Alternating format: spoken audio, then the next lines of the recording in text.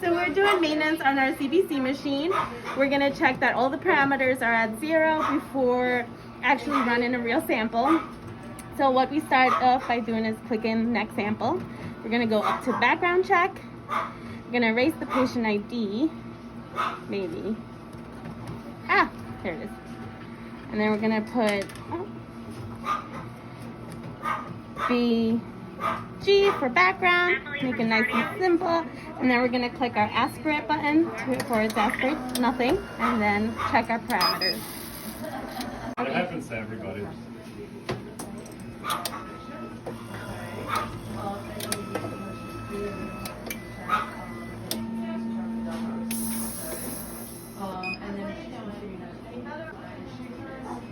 So as you can see, all our parameters are zeros, so that's perfect. So now we're going to run the quality control. This is just going to tell us that when a real sample is ran, it's at accurate parameters for the blood.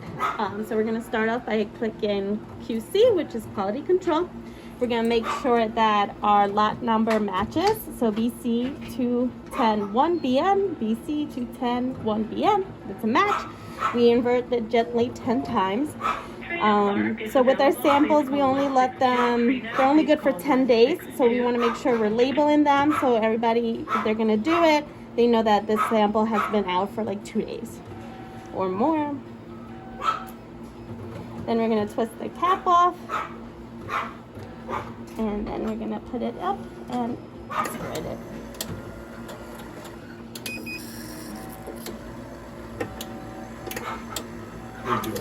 Now our sample is running.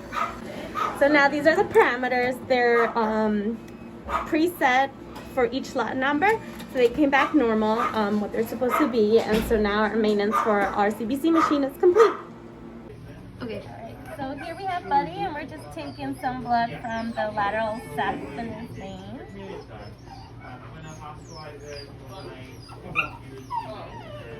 And use my handy dandy butterfly.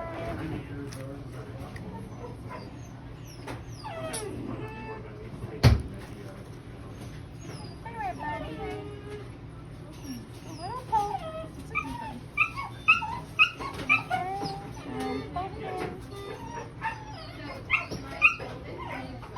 I'm going to take my sample.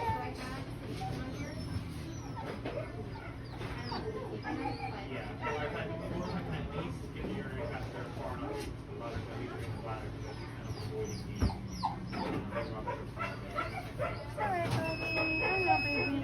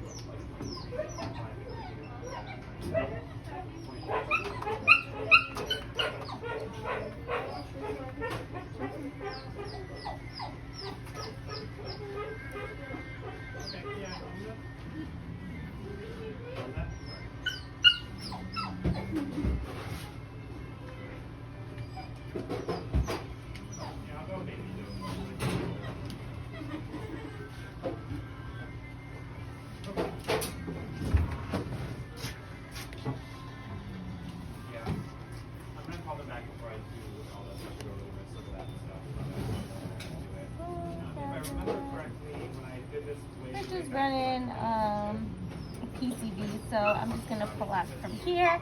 You can stop and pull it off. Alright, so today we'll be doing a blood film.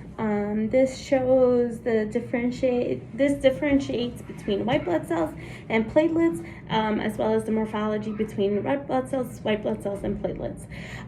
So we start with our EDTA tube. And we're going to use the PCV tubes with no additives to place a drop in each of our slides. We also have a spreader slide, which is used when to spread the blood. So I'll explain that in a minute. We usually do this because sometimes our automated hematology analyzers can show up some abnormalities in the results, and so we just want to look at it for ourselves and be able to differentiate if it is indeed abnormal or if the blood of the patient is fine. So we've been rotating our blood tube. So you take your PCV tube and you fill it up. It doesn't need to be completely filled because we're not really taking that much from the sample, just a couple dots. So we'll put a dot in each of our slide once at a time, and with our spreader slide we'll go down. So I'm gonna do it this way, I guess, so you can see. We'll go down to the slide so the blood will be spread throughout, and then we'll pull up. So a dot of blood, that's all you really need. And then you pull back, spreads, and you move forward.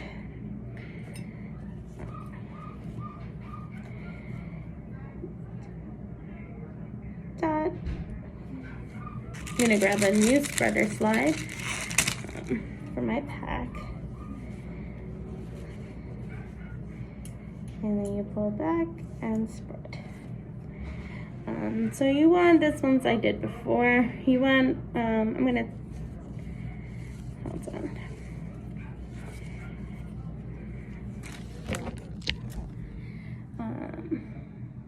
So I'm gonna show you the slide. Okay, so I had to flip the camera. So these are the 3 of our blood cells. As you can see, it's labeled with the patient name and the date. So from here, let me just flip that. We have our 3 stains. So the first one is our fixative. The next one is our eosin or red stain. This is has an acidic pH and will be staining the basic components of the cell. Next we have, just move that so I don't knock anything down. Next we have the third step, which is the methylene blue stain, and it has a basic pH, so it will stain the acidic components of the cell. Each stain stays in the fixative for about a minute. You have to be very exact that the stain is indeed going into each one for the same amount of time. So me personally, I like to keep my little numbers right in front of it so I know exactly where I'm going from here on out. Let me just get a paper towel because I made a little bit of a mess. Okay, so I take my slide holder and I clamp it, and then let me just set a timer. And then I leave it in for about a minute.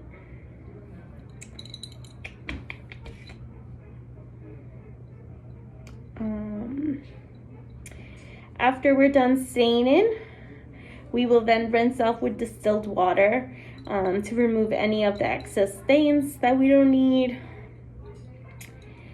And then we'll look at it on the microscope.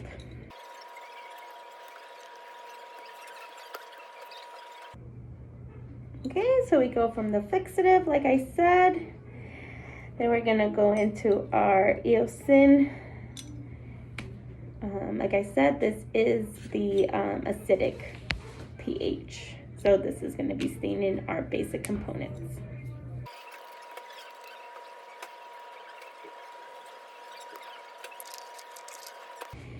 And the last step is the methylene blue. Also for a minute. And this is staining the the acidic components.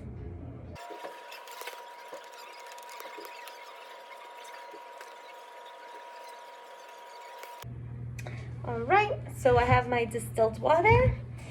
We're gonna rinse off any excess. We're rinsing off on the side that doesn't have the blood, so to not remove any of the blood components.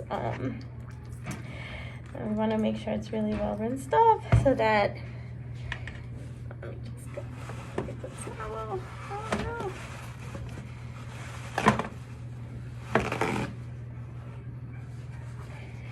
no. so that you could see the cell really nicely there.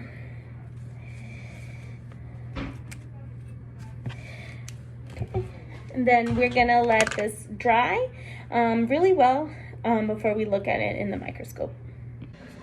Okay, so I have my 2 slides here. I don't know how well you can see it, but I'm going to choose one of the 2. It doesn't really matter. And then I'm going to place it on my microscope, like so. I'm going to start with the 10 magnification. Using my coarse knob, I'm going to look into it, move it until it is in focus. Also move this so my actual blood is in focus.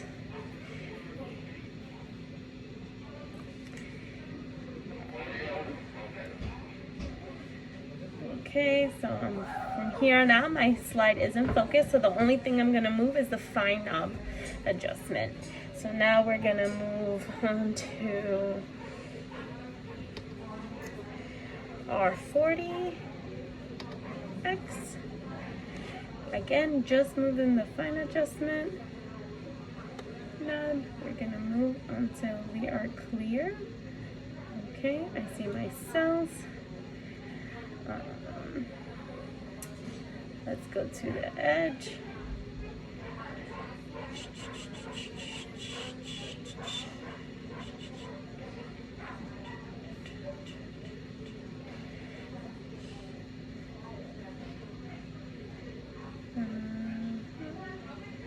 Alright, I'm at the edge of my feather. Unfortunately, I do see some clumping of platelets, so unfortunately I won't be able to use this slide for that. That's okay. I can still use it for my white blood cell count. So there are 3 parts to my blood film: the body, the monolayer, and the feathered edge. The part closest to the drop of blood is going to be our body, and it's the thickest part is the monolayer, and then our feathered edge is our thinnest part and the part furthest away from the droplet of blood. Alright, so I have my monolayer and I'm going to move it between the 2 lenses so I can put the drop of my immersion oil. It's just a small drop. You don't want too much because then your slide is going to be moving everywhere. You don't want too little because then your cells are going to be blurry. Okay, so just 1 drop. It goes a long way. So then I move my lens to my oil, and then using my app, I'm going to count all the different white blood cells that I see. Again, we're going to do it out of 100, and then we're going to take the percentage of that. Again, we're only moving our fine coarse to get our look.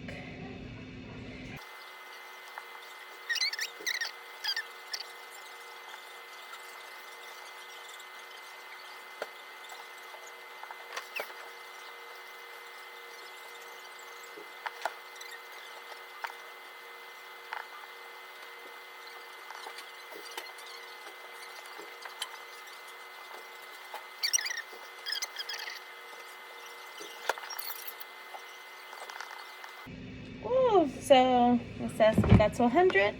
Now we got to do the math.